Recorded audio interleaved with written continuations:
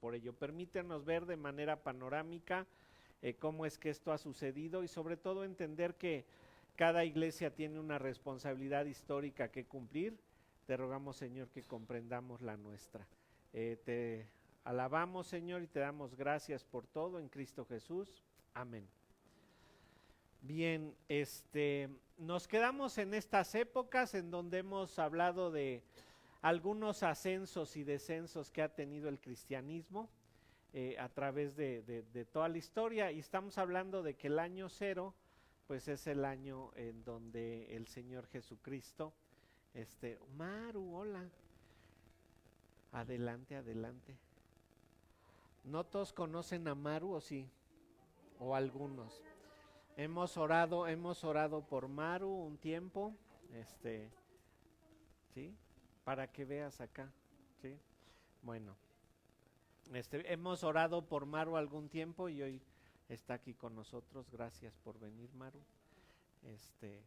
Bueno, seguimos entonces, les decía, ha habido ascensos y descensos en la historia de la iglesia.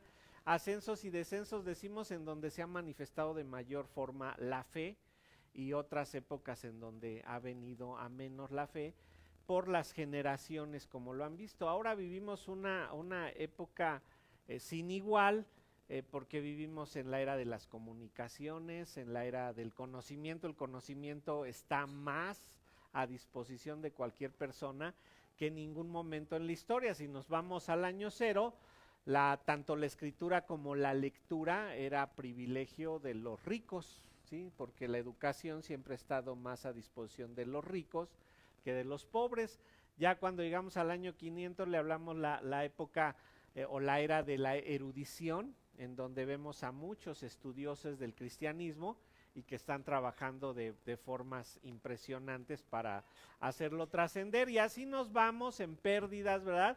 Por aquí, por el 950, nos vamos a encontrar a Tomás de Aquino, o conocido como Santo Tomás de Aquino, y nos vamos a ir hasta el 1350, donde nos encontramos con los pre-reformadores.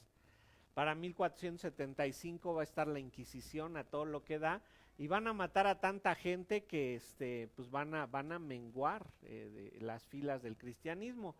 A partir de 1500, y vamos a hablar de los 1517, que es cuando Martín Lutero pega sus 95 tesis en la capilla de Wittenberg, va a volver un ascenso que se va a mantener constante hasta los 1750, pero con el Renacimiento, la Ilustración, va a venir nuevamente una decadencia, en donde para 1800 pues van a tener que luchar de muchas maneras. A partir de 1750 aprox, ¿verdad? Un poco antes vamos a encontrar a los puritanos, que están emigrando de Inglaterra y la parte alta de Europa a Estados Unidos, y se les denomina puritanos porque quieren regresar a la iglesia, a la pureza, ¿sí? Era un mote ofensivo llamarles así, pero después va a ser un nombre que los va a caracterizar. De los puritanos, 1815, vamos a venir en un ascenso muy muy rápido. Cuando lleguemos a 1850 vamos a ver muchas razones. El evangelismo va a explotar, y es a partir de 1850 que se considera que surge el evangelismo mundial. Y noten, después de los viajes misioneros de Pablo, vamos a encontrar muy poco evangelismo en toda la historia hasta 1850, que el evangelismo va a crecer realmente de una manera sólida. 1914, por hablar más o menos de fechas aproximadas, vamos a encontrar a fundamentalistas que no habían existido antes, son una réplica de los puritanos y van a dar bases muy sólidas para la iglesia, pero junto con ello el ascenso no es tan fuerte, porque se está mezclando a partir de 1900 el carismatismo. Y ya cuando llegamos a los años 2000, el carismatismo ha crecido muy fuerte, pero ha sido parte de estas constantes, ¿no? En donde ha caído la enseñanza cristiana, y ahora quienes representan la mayor caída en el conocimiento cristiano son los carismáticos, ¿verdad? ¿Por qué?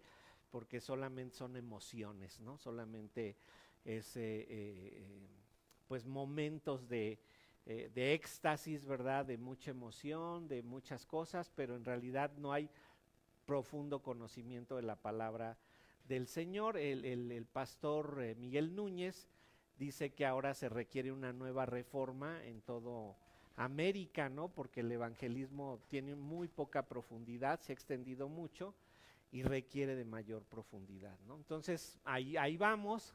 Y ahora vemos por siglos, ¿verdad? Y todo esto es de introducción, obviamente me voy a ir deteniendo, pero quiero darles ahorita un panorama general y la idea es que en base a la repetición puedan comprender por dónde vamos. Primer siglo es el siglo apostólico fundacional. Ahí vamos a hablar que del año 30, ¿verdad? Nacimiento de Cristo, hasta su ascensión, que es el 33, y hasta la muerte aproximada de Juan, que va a ser pues por ahí cerca del año 100. Los apóstoles son los que están trazando todo el fundamento. Pablo nos va a hablar de que nuestro fundamento es el fundamento de los apóstoles y hemos tenido que edificar sobre ese fundamento sin alterar nada. Para el siglo segundo vienen los apologistas griegos. Aquí va a haber un ataque muy fuerte en donde van a decir los cristianos es puro indocto, los cristianos no aprenden, es puro ignorante y por eso tiene ese conocimiento. Sin embargo, los apologistas griegos nos van a dar bases para la interpretación más adelante, para el discurso, ¿verdad? Para el saber hablar y también ellos van a sentar bases para que después la academia logre tener debates apologéticos, ¿verdad? En el tercer siglo viene el siglo de la persecución del Imperio Romano, se va a agudizar al grado que muchos de los emperadores van a decir, bueno, ¿por qué perseguimos a los cristianos? O sea, no lo van a entender, van a decir, ¿cuál es la razón por la que lo estamos persiguiendo si vemos que hacen pues, buenas obras, ¿no? Y por ahí vamos a leer una carta que manda el emperador Plinio, bueno, el gobernador Plinio a Tarjano, en donde le dice, a ver, explíqueme por qué perseguimos a los cristianos. Va a agudizarse y va a agudizarse al grado que va a llegar en el siglo IV, el siglo de la iglesia estatal, en donde Constantino va a decir, vamos a detener esa persecución. O sea, vamos a dejar de matar cristianos y mejor vamos a creerles. Él se va a decir cristiano, Constantino. Recuerden, aquí nos llamamos católicos, pero no somos romanos. Hasta la iglesia estatal, que va a ser en el Imperio Romano, bajo Constantino, es cuando se va a convertir en católico romano. Pero todavía en su inicio se van a mantener ahí. Aquí era... ser cristiano significaba ser perseguido. A partir de este momento, ser cristiano va a ser como estatus, ¿sí? Va a ser un privilegio ser cristiano, porque Constantino va a tomar toda la organización de los cristianos, los obispos, ¿verdad? Los encargados de cada área, para tenerlos como gobernadores. Y entonces ahora conviene ser cristiano, mientras que antes de esto te morías por ser cristiano, ahora a partir de la iglesia estatal te conviene ser cristiano. Y vamos a ver cómo la unión iglesia-estado va a ser lo peor que le puede ocurrir a la iglesia y al Estado, o sea, es la peor corrupción que puede haber. Llegan las divisiones en el V siglo entre Oriente y Occidente, en donde van a pelearse quién tiene la autoridad sobre quién. Constantino ya instaló Constantinopla, Roma va a querer tener el poder, Alemania va a querer tener el poder, y ahí en lo que vamos a denominar el Imperio Bizantino, Jerusalén quiere tener el poder también, y existen muchas divisiones. Viene el sexto siglo, el siglo del cesaropapismo, en donde los papas son gobernantes. ¿Sí? Los papas están gobernando, pero a partir de este siglo, y en específico por el año 580, es cuando entendemos quién es el primer papa. Han pasado 580 años y hasta aquí vamos a entender quién es el primer papa, pero ese primer papa va a ser un gobernador romano, y va a ser Gregorio IV, si no mal recuerdo, y vemos que existe una división total. Viene el séptimo siglo, que es el siglo del Islam. El Islam va a crecer, no había existido antes, el Islam es nuevo aquí, va a ser rediseñado, ¿verdad? Y ese Islam va a atacar toda la zona de Jerusalén y Constantinopla y va a derribar a todo lo que se denomina el Imperio Bizantino y va a concentrar el poder hacia Europa. Viene la controversia en el octavo siglo, la controversia sobre los íconos en Oriente. Recuerden que aquí está creciendo el arte, muy interesante. Y si ustedes ven lo que se llama el arte bizantino, se le denomina a su tipo de pinturas mosaico bizantino, porque todo lo pintaban como con cuadritos, todo eran cuadritos.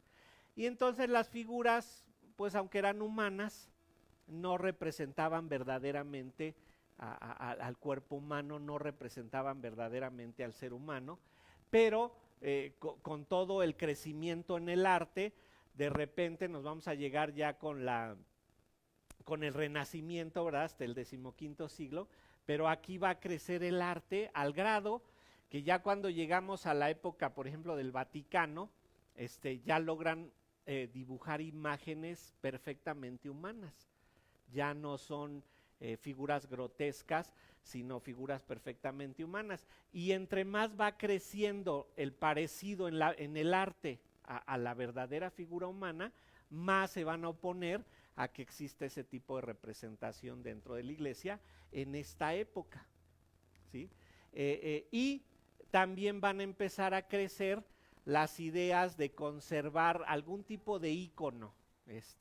Cuando lleguemos al siglo XVI, vamos a ver que algo que condena a Lutero es que por ahí alguien le dice, es que yo tengo un pelo de la barba de Aarón.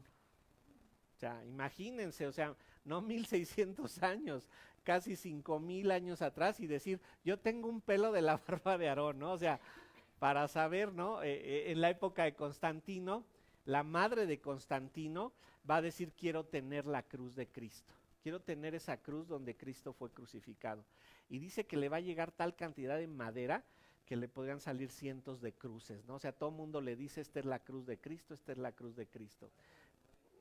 Del arca de Noé, e incluso en esta época empiezan a generar, la ciencia también está creciendo de diferentes formas, y empiezan a crear figuras artísticamente que hacen algo, un dragón que echa humito, alguien que llora sangre, algo que se mueve porque están empezando a trabajar con la hidráulica y todo. Y entonces vamos a decir que hace truquitos la esculturita, la estatuita, y esto va a crecer, pero hay una controversia y dicen, eso no es el cristianismo, eso no es lo que debemos de buscar dentro de la iglesia, y va a crecer todo esto. En el noveno siglo, el siglo del Sacro Imperio Romano-Germánico, el poder está queriéndose concentrar en Roma, pero no lo logran. Hay mucho ataque con los musulmanes están entrando por España, los musulmanes están entrando por Alemania, ¿verdad? Y se están defendiendo a toda costa de ese ataque. Jerusalén ha sido completamente tomada y entonces hay un tiempo en el que el poder se concentra en Alemania, pero debido a la situación geográfica de Italia, va a tener que bajar el poder a Italia. Décimo siglo, el siglo de la conversión de Rusia, debido a que los musulmanes están atacando Jerusalén y Constantinopla, la zona que ahora es Turquía, va a haber un cisma, se van a ir hacia Europa, ¿verdad? Hacia Alemania, hacia Italia, y estos otros van a huir hacia Rusia, y entonces estos van a generar la ortodoxia rusa, y vamos a tener el poder también en Roma.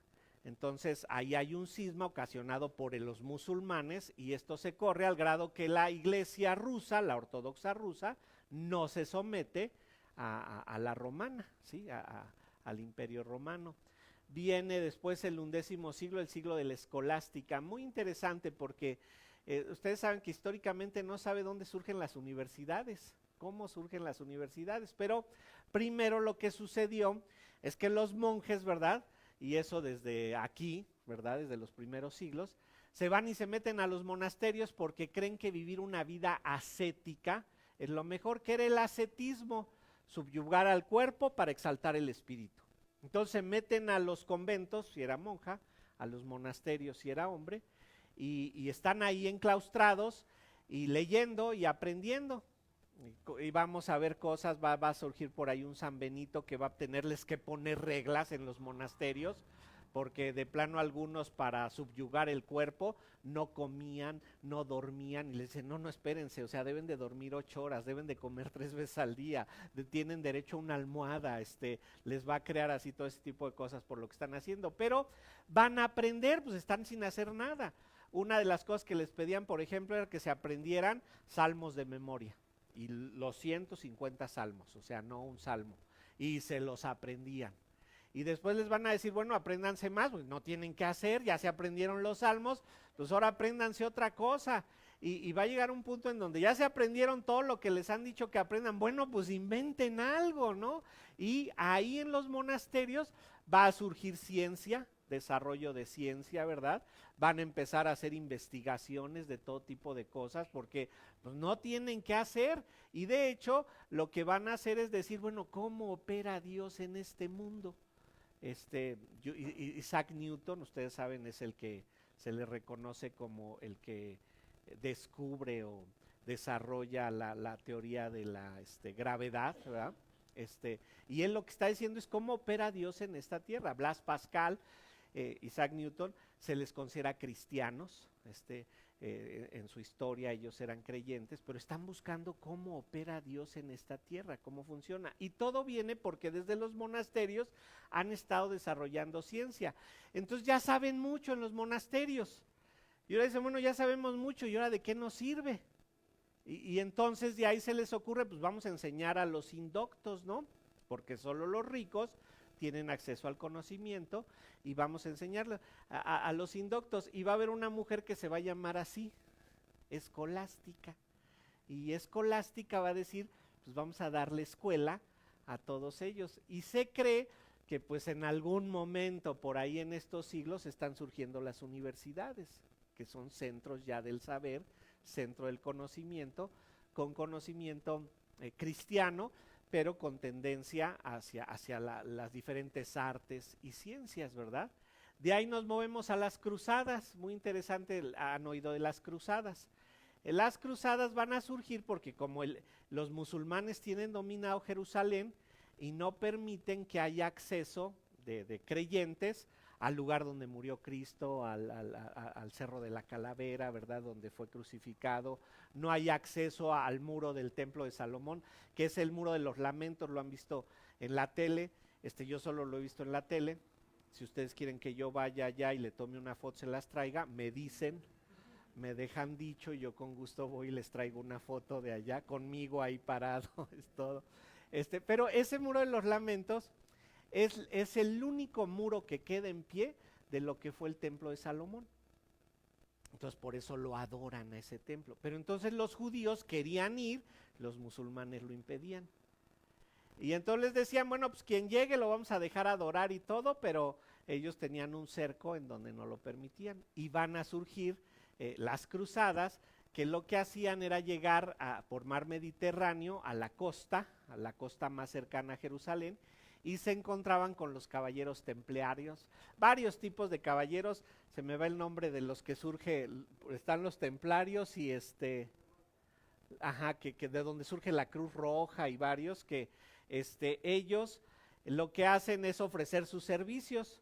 Tú llegas a la costa y nosotros te recibimos y te llevamos con toda seguridad a Jerusalén y te regresamos a la costa. Esto ya estamos en el 1200, 1300, ¿sí? Va a haber varias guerras cruzadas, incluso una que le llaman la cruzada de los niños, que no se sabe si es verdad o es un mito, en donde niños pelearon en contra de los musulmanes. Llegamos al 13º siglo, que es el siglo del poder papal. Ya el papado está instalado y ya los papas participan en las guerras. O sea, ya el Vaticano le entra. ¿Quién hacía la guerra en ese tiempo? ¿Quién la podía financiar? ¿Sí? Entonces el papado tiene poder económico y le entra a las guerras. Las guerras, a todos los que entraban, a los militares, no les podían pagar específicamente un sueldo, pero si se lo podías pagar, iban bajo tus servicios a la guerra. Y ya cuando vencían al enemigo, le decían, pues llévate lo que quieras, o sea, lo que hayas agarrado es tuyo y llévatelo. Ahí están pasando muchas cosas porque están destruyendo todo registro arqueológico, están destruyendo todos los lugares que se encuentran, dependiendo de la religión que profesen. Si son musulmanes, destruyen lo que tenga símbolos cristianos; si son cristianos, destruyen lo que tenga símbolos musulmanes. Pero los papas le están entrando a la guerra. 14º siglo, le llamamos el siglo del cautiverio babilónico y el cisma papal. Se va a mover parte del papado a Aviñón, Francia, precisamente por todas las guerras. Y entonces va a haber papas en Roma, va a haber papas en Aviñón, Francia, y obvio los que se fueron de la ortodoxia rusa también van a llamarse papas. Y ahí hay un cisma, y se le llama el cautiverio babilónico porque va a durar aproximadamente 70, 71 años, y hay un cisma papal, o sea, no sabe quién es el papa. Unos dicen que uno, otros dicen que otro, y esto lo tiene que reconstruir la Iglesia Católica para poder tener su listado de papas, ahí más o menos en un orden. Llega el Renacimiento, pero es muy interesante el Renacimiento porque el Renacimiento, en el 15º siglo, no solamente es artístico, o sea, entendemos el Renacimiento en la pintura, ahí va a entrar Miguel Ángel, ¿cómo se llama el otro más famoso? Del Leonardo, en donde tampoco he ido al Vaticano. Si quieren que yo vaya, yo voy y reviso ahí todo, en donde ya la pintan en las paredes, pero es el grado ¿cómo decirlo? El grado de presión que tiene, que tú crees que puedes tocar la pieza, porque le dan dimensión, luz, todo, y no, pues eso está plano. Pero como tiene sombras y está iluminada, captan la luz, tú puedes pensar que es un jarrón el que está ahí, pero es pintura. Y obvio, pues toda la Capilla Sixtina va a costar eso, el Miguel Ángel, ¿no? La estatua esa enorme. Pero junto con ese renacimiento en el arte, hay renacimiento en la ciencia empieza a surgir de mayor manera, y dense cuenta qué pasa aquí. Aquí surge la imprenta. Y entonces, antes ya existía la imprenta, después les voy a mostrar los cambios que hubo, pero no era tan versátil como lo fue con la imprenta de Gutenberg. Entonces ya hay, pero muy limitada, pero surge esa imprenta de Gutenberg y la información va a crecer de una manera sorprendente, al grado que todo mundo tiene conocimiento a su alcance, y todo mundo es un decir, los ricos, o sea, la educación siempre ha costado mucho y siempre ha estado a disposición de los más ricos, cosa que hoy sigue sucediendo, ¿verdad? O sea, para que vayas al TEC de Monterrey, a la Anáhuac, a la Ibero, eso en nuestro país, ¿verdad? Si quieres salirte del país, Harvard, Oxford, Cambridge y no sé ya, la Sorbona de París y todo, pues es muchísimo más caro, ¿no? Y va a haber cambios en ciencia, va a haber cambios en el arte, y por lógica va a haber cambios en el pensamiento espiritual o bien en el pensamiento religioso, al grado que en el 16º siglo llega el siglo de las reformas. Se tiene la escolástica que surgió, hay bibliotecas, sin bibliotecas no se podía estudiar. Cuando llegamos al 2º siglo, existe solamente la biblioteca de Alejandría, que fue quemada siglos antes y solo se quedaron algunas cosas, pero sin libros pues no se puede estudiar, y los reformadores van a tener acceso a todo tipo de conocimiento, y eso va a catapultar la reforma, que es la idea de una reforma a la iglesia. Noten, Lutero, podemos decir entre comillas que murió católico. Él recibe al Señor Jesucristo como Señor y Salvador. Él dice que lo correcto es creer en lo que enseña la Biblia, y él quiere que la Iglesia Católica Romana regrese al fundamento.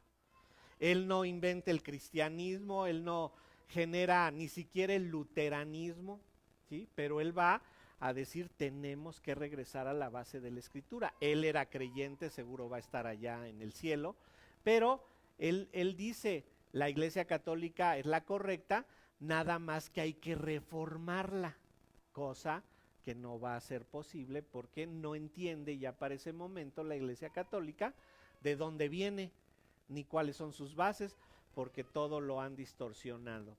El 17º siglo es el siglo de la razón. En base al Renacimiento va a llegar la Ilustración, y en la Ilustración la ciencia va a explotar más, el arte va a explotar más, va a haber mayor pensamiento, la imprenta ha logrado meter libros por todos lados, ¿sí? Entonces hay un crecimiento en su total de la razón, al grado que vamos a decir que desde aquí, tal vez un poco antes, inicia lo que le llamamos el premodernismo, pasando al modernismo. ¿Qué es eso? El premodernismo era solo fe, solo creencia, misticismo, no un conocimiento pleno abierto. Para cuando llegamos ya al modernismo, es lo que la ciencia diga es lo que es la verdad. Ese es el modernismo, y eso lo vamos a vivir hasta la Segunda Guerra Mundial más o menos, y después la misma teoría de Einstein de la relatividad, la teoría de la relatividad va a ser metida a la filosofía, en donde vamos a llegar al posmodernismo, y en el posmodernismo ya no es lo que la ciencia me compruebe, sino cada quien tiene su verdad, y tu verdad es tu verdad y mi verdad es mi verdad, y si se contraponen pues ni modo, ¿verdad? Y si hay 10 personas con 10 verdades y se contraponen, pues ni modo, todo es relativo, y entonces eso nos aleja más de la Biblia, ¿sí? Porque si todo mundo tiene la razón y no hay un absoluto al que seguir, muy interesante si ustedes hablan con un académico y les va a decir, yo no puedo hablar contigo porque hablas de fe y tu absoluto es la Biblia y yo no tengo absolutos. Yo les digo, no, momento, si tienes absolutos. No, no tengo ningún absoluto. Pues ya me dijiste el primero. Tu primer absoluto es que no tienes absolutos, ¿verdad? Y al no haber absolutos, pues la fe también va arrastrada con todo el pensamiento, y vamos a caer, ¿verdad?, a la necesidad de avivamientos evangélicos, ¿no? Ya para el ahí se me subió el 19º siglo, esos avivamientos van a tener características específicas. Los verdaderos avivamientos, ninguno fue planeado, nadie lo discernió en su mente y dijo vamos a hacer un avivamiento. Lo que va a caracterizar a los avivamientos es que la gente quiere regresar a la Biblia y a los padres apostólicos, que fue lo mismo que hicieron los reformadores 200 años antes. Vamos a regresar a la Biblia y a los padres apostólicos, y eso va a generar los avivamientos. Para cuando acaba el 18º y llegamos al 19º, esos avivamientos van a querer ser replicados, o ¿cómo decirlo? Sí, replicados o duplicados más bien. Y entonces va a empezar el siglo de las misiones modernas, en donde todo mundo va a querer evangelizar de una manera o de otra, ¿sí? Vamos a ver, por ejemplo, lo que es el llamado actual, que todos nos convertimos bajo ese llamado actual, pero no es bíblico, y lo que va a pasar del 19º siglo y hasta el siglo XX es que van a generar muchas iglesias cristianas, pero tristemente lo que va a predominar en las iglesias cristianas es los no cristianos dentro de las iglesias, por no tener una verdadera convicción de lo que es el cristianismo. Bueno, vámonos ahora sí ya la época de Jesús y los apóstoles. Ahorita les di generales, ¿no? Por ahí vamos a pasar todo esto, pero vamos a detallar todo lo que va a pasar. En el año 70, Tito el emperador destruye Jerusalén, ¿sí? En el 64 Nerón va a acusar a los cristianos de que incendiaron Roma, y esto va a crecer al grado que en el 70 van a decir hay que destruir Jerusalén. 96 muere Clemente de Roma, 110 Ignacio de Antioquía es martirizado. Aquí en el 102 viene la carta de Plinio a Tarjano, en donde le dice, a ver, ¿por qué perseguimos a los cristianos? Explícame, ¿no? ¿Por qué sucede eso? Y noten en qué año está. Nerón es el que va a catapultar la persecución en el año 64-65. Un gobernador de las regiones de un lugar que, si no mal recuerdo, está hacia Turquía, ¿sí? Y él es el que les va a preguntar a Trajano, se me olvida siempre que es Trajano o Tarjano, ya dudé, y él le va a preguntar, o sea, explíquenme, ¿no? O sea, yo los veo bien, no los veo que hagan nada, ¿por qué va a pasar esto? 150 Justino mártir escribe su primera apología. 155 Policarpo es martirizado. Hay muchos mártires aquí, pero algunos ejemplares por la forma en la que se desenvolvieron. 172 inicia el movimiento montanista, que vamos a decir que son los primeros carismáticos, pero son considerados herejes y fácilmente destruidos. Ellos decían ya desde ese entonces que el Espíritu Santo les hablaba, sí, que ellos se comunicaban directamente con Dios por el Espíritu Santo. 177 Blandina es martirizada en Lyon, lo que es la actual Francia. Esta Blandina va a ser una mujer que no la van a lograr matar, la avientan a los leones, la avientan a los toros, la tienen que quemar hasta que no logran matarla, y es famosa pues por la dificultad que tuvieron para lograrlo, ¿no? No lo logran ver desde ahí, pero así ven puntitos, ¿no? Muy poquitos. Eso es lo que es el mosaico bizantino. Y las figuras, aunque obviamente reflejan una figura humana, pues no es tan detallado, ¿no? No es así tan preciso como para creer que en verdad es una persona ahí. Algunos marcan el inicio de la iglesia con la llegada de Cristo al mundo, y otros con la crucifixión de Cristo. Esto nosotros lo tomamos con el inicio de la iglesia desde Hechos 2, después de la ascensión. Algunos dicen, no, fue desde que llegó Cristo, en especial la iglesia católica romana, ¿sí? Pero creemos que la iglesia en realidad tiene su inicio a partir de la ascensión de Cristo, y que deja a los apóstoles ahí. Con la predicación de Pedro se convierten como 3,000 personas, Hechos 2:41, y en 2:42 se nos indica por primera vez lo que sería la reunión cristiana. Dice ahí, perseveraron en la doctrina de los apóstoles, en la comunión unos con otros, en el partimiento del pan y en las oraciones. Esta es la primera descripción que tenemos de lo que es una iglesia, una congregación, ¿sí? Muy interesante, porque yo luego les digo a los pastores en el seminario, a ver, ¿cuántos de ustedes quisieran que en un sermón de ustedes se les convirtieran 3,000? Yo les digo, yo paso, ¿eh? Si luego ya con 600 decimos ya son un chorro, 3,000, pero bueno, obviamente fue por el Señor. Y noten lo que hacían, perseveraban en la doctrina de los apóstoles. Cambiemos la palabra, en su enseñanza.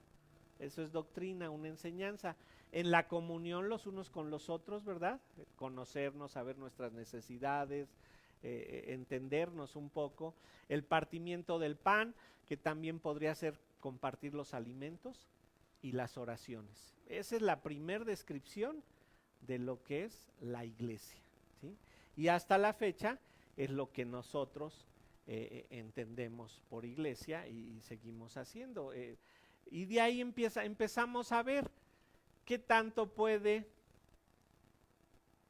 desviarse actualmente una iglesia. O sea, no sé cuántas locuras hayan oído y sabido que hacen en diferentes iglesias, que se salen por completo de esto, ¿no? O sea, y hacen tonterías por completo. Para el año 35 Esteban es martirizado, Pablo se convierte. Esteban es elegido como el primer diácono en Hechos 6:5, también es el primer martirizado por la fe cristiana. Y hay la imagen, ¿no?, de cómo es apedreado Esteban. Lo arrestan y es apedreado. Pablo tiene la ropa de Esteban en sus pies, nos dice en Hechos 7:58. Ahí tenía su ropa. Pablo o Saulo persigue a la iglesia a partir del 8:1, ¿verdad? Y va a venir su conversión en el año 35. Pablo no se jactaba de ser apóstol, pero se reconocía como tal. 1 Corintios 15, ¿verdad? Dice, no soy digno de ser llamado apóstol porque perseguía a la iglesia. Pero después él va a decir, soy apóstol por la voluntad de Jesucristo, ¿no? O sea, no por yo. Es el único que fue llamado apóstol por la forma de su conversión. No hay otro. Muy interesante, ¿se acuerdan qué pasa ahí en su conversión?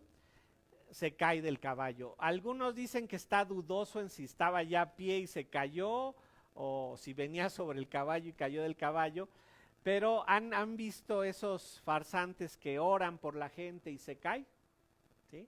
Bueno, de ahí sacan su idea de que se tienen que caer cuando se convierten, porque Pablo se cayó cuando se convirtió, ¿no? Entonces, hay uno que sale por ahí en la tele, no sé quién sea, pero que se quite el saco y tiene a la gente así parada y le hace con el saco así. No los toca, o sea, nada les echa el airecito y ¡pum! Se caen todos, ¿verdad? Y algunos hermanos que han llegado aquí, nos cuentan que les decían, cállate, cállate. Y hay uno que me acuerdo que nos contaba que le decían, pues, ¿por qué me voy a caer si no me quiero caer? Que te caigas. Y otros, pues, que por la psicosis colectiva, pues dicen, pues si me tengo que caer, pues me caigo, ¿no? Espero que no le haya pasado esto a muchos de ustedes, solo a unos cuantos. La ceguera momentánea apunta una enfermedad en sus ojos, de la que después él hablaba, dice ahí en Gálatas 6:11, os escribo con cuán grandes letras, y después se nos habla de su aguijón en la carne. Hay varias ideas de qué era ese aguijón en la carne. Yo creo, yo me inclino a esa opción que se dice que era un hermano dentro de la iglesia, porque dice, me fue dado un mensajero de Satanás que me abofeteé. Y esa palabra mensajero nos da muy bien la idea de que pudo haber sido una persona, alguien específicamente. Mensajero es un ángelos, ¿no? Esa es la palabra para mensajero, como cuando le llegaron ángeles a Abraham, otros que han visto ángeles y dicen, me lo enviaron, ¿para qué? Para que me abofeteara. La palabra bofetear es puñetazo, no es cachetadita, pero yo me inclino más a pensar que era un hermano dentro de su iglesia o de la organización que lo traía ahí en soba, ¿verdad? Para el 37 nace Flavio Josefo, muere en el 100. ¿Han oído hablar de Flavio Josefo? Un historiador judío que vive, pues vamos a decir, en la época de los apóstoles, de todo el desarrollo de la iglesia. Y es por eso que él es un historiador de su época. Sus escritos se tienen muchos por ahí, ¿verdad? Escritor judío, sus trabajos nos relatan la vida de los primeros cristianos hasta la destrucción del templo en el 70, ¿sí? Escribió en griego la guerra de los judíos, antigüedades de los judíos y Contrapión, que son apologéticas, ¿no? O sea, luchas en contra de lo que dicen unos y otros.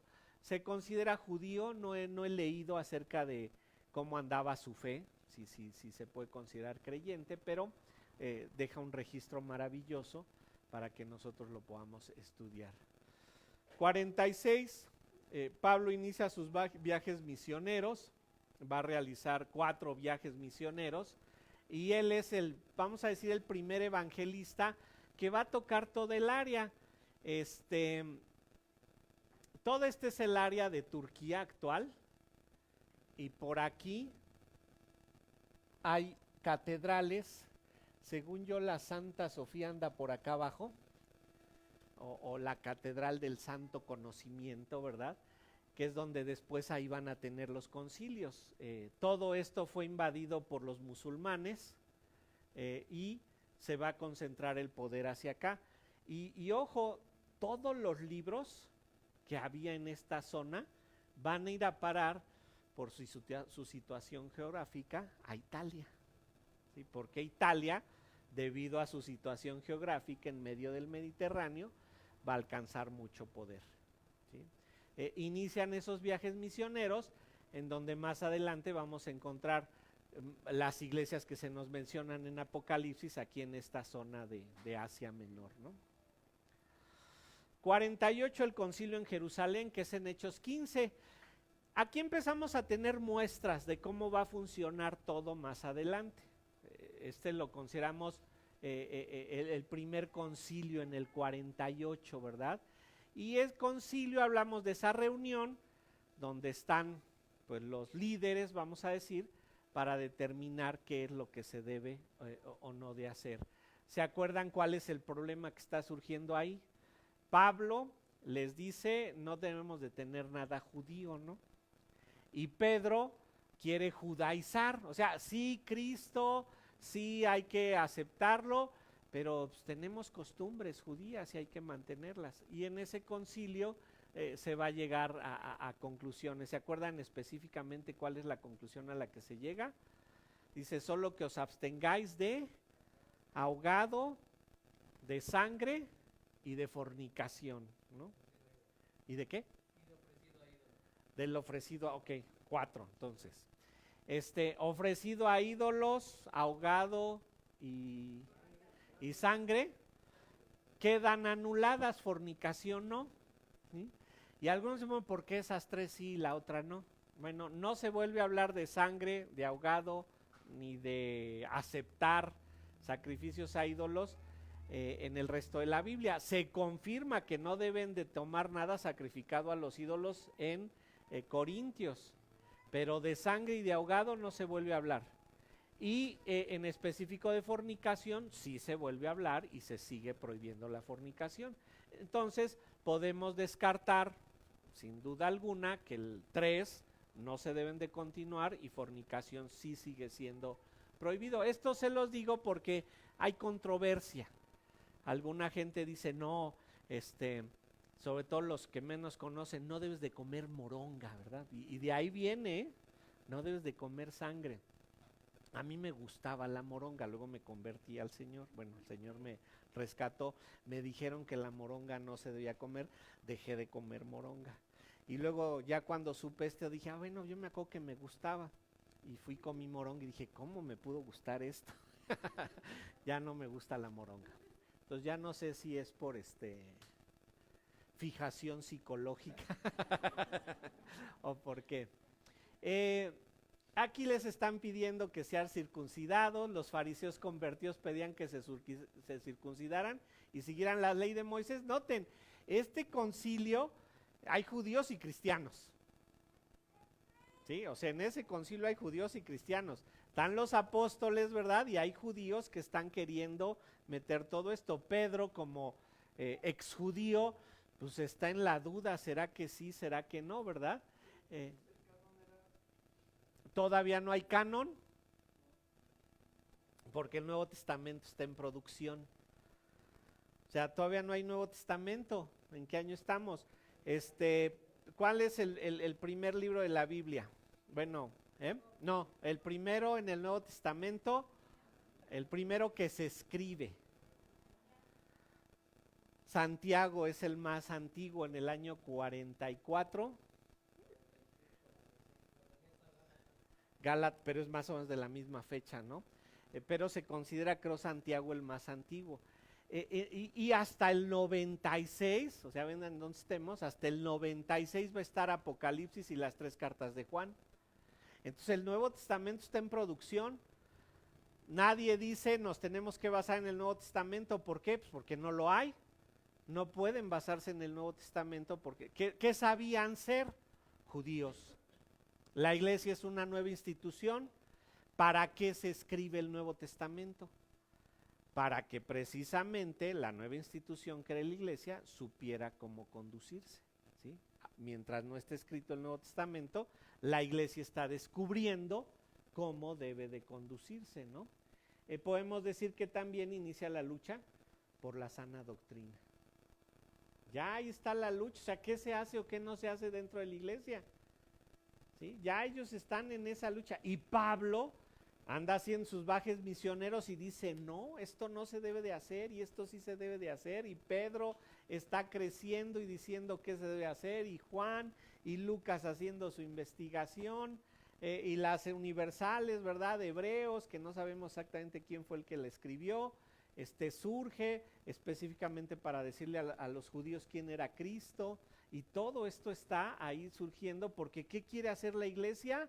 Seguir la sana doctrina. Se debieron preguntar qué es la sana doctrina, ¿no? Pablo les dice que no les impongan una carga que el pueblo judío no ha sido capaz de llevar. O sea, les dice, ¿cómo quieren que sigamos algo que ustedes no pudieron llevar? No podemos conducirnos como se conducían los judíos. Y podemos decir que en Isaías 1:15 queda cancelada toda la ley sacrificial de Levítico, Números y Deuteronomio, porque ahí el Señor les dice en Isaías, ya no quiero más todas esas vanas ofrendas. La conclusión fue más bien una acción conciliadora, la que mencionábamos. Bueno, ya para no pelear, ok, que se abstengan de ahogado, de sangre, de lo sacrificado a los ídolos y de fornicación. Ya, para que no estés dando lata, Pedro. Más adelante nos va a decir Pablo, resistí a Pedro cara a cara porque era duro de condenar, ¿no? Y ese cara a cara en el griego dice dedo gordo a dedo gordo. así dice literalmente, o sea, porque se paran, imagínense tener a una persona así con el dedo gordo parado frente de ti, tocando tú su dedo, están así, ¿no? Y lo traducimos cara a cara, ¿no? Porque esa es la idea. 4 términos que debemos de conocer: Anno Domini, latín, ¿sí? Latín para el año del Señor, generalmente abreviado AD, o DC en español, que es después de Cristo, o en el año del Señor, ¿verdad? Se refiere al número años después del nacimiento de Cristo. Dionisio Exigeos o Dionisio el Humilde, monje del siglo VI, fue el primero en situar la historia a partir del nacimiento de Cristo. Sus cálculos solo tenían una presión de entre 1 y 5 años, por lo que Jesucristo pudo haber tenido entre 4 y 5 años en el año 1, se dan cuenta, se lo estaba mencionando, porque es hasta el siglo IV que dicen cuándo fue el siglo I. ¿Sí? Entonces tienen que hacer todo el rastreo, y él en todo lo que dice, pues ando entre 1 y 5 años de diferencia. Por eso no podemos situar con exactitud ni el nacimiento de Cristo, ni su muerte, ¿verdad? Sabemos que fue en un fin de semana, sabemos que fue en la época que ahora para nosotros es navideña, pero no tenemos la precisión de esos cálculos. Siglo, 100 años, el primer siglo se extiende del año 1 al 100, y esto ya ven que luego nos hacemos bolas con eso. Entonces, en el año 2 ya estábamos en el primer siglo. Cuando llegamos al 101 es el segundo siglo, del 101 al 200, el tercero del 201 al 300, y así sucesivamente, ¿no? Por eso, cuando estamos en los 1500, decimos estamos en el siglo XVI, ¿verdad? Porque ya inició el XVI siglo. Y esto, si se fijan en sus edades, alguien que tiene 41 años está en su quinta década, no en su cuarta, ¿verdad? ¿Por qué? Porque está iniciando ya lo que va a contar para la quinta década. Padres apostólicos, y noten las fechas, o sea, aquí vamos a andar un rato. Sí, son aproximadas, las tomé ahí de un autor, y esos datos, porque nos ayudan a entender las secciones, pero tienen ya varias panorámicas que les di, y vamos a irnos situando en esos avances. Padres apostólicos, los primeros cristianos que influenciaron el primer siglo, tales como Ignacio, Policarpo, Papías. Algunos teólogos posteriores son también llamados padres apostólicos, como por ejemplo San Agustín. Yo hago la distinción con Agustín de padres de la iglesia, ¿sí? O sea, padres apostólicos, los apóstoles y sus seguidores directos. Pero ya después de una generación ya no había seguidores directos. Vamos a encontrar, por ejemplo, a uno de ellos que dicen que es el niño que cuando Jesucristo le dijo, dejad a los niños venir a mí, no se los impidáis, dicen que él tomó a un niño que estaba ahí, hay una teoría de quién fue ese niño, pero ellos ya van a haber muerto pues después de un tiempo y van a surgir todos estos hombres que les vamos a denominar padres de la iglesia. A partir de Agustín de Hipona, y vamos a llegar hasta el 500, ¿verdad? Vamos a ver que viene en un descenso total, no vamos a conocer a grandes hombres en esa época que aporten verdaderamente a la teología o al conocimiento. Agustín va a ser una influencia total para los prerreformadores y para los reformadores. Agustín va a ser influenciado por un humanismo, vamos a llamarle griego, y después Erasmo de Róterdam, buscando ese mismo humanismo, va a caer al cristianismo, como le pasó a Agustín también, ¿no? Católico, término usado para en los primeros cristianos se tenía la convicción de que todos los cristianos tenían que ser un solo cuerpo. ¿Qué quiere decir católico? Universal. Entonces decían, donde quiera que estén, son cristianos, son católicos, ¿verdad? Son universales. Pero ¿qué echó a perder el término? Romano, ¿sale?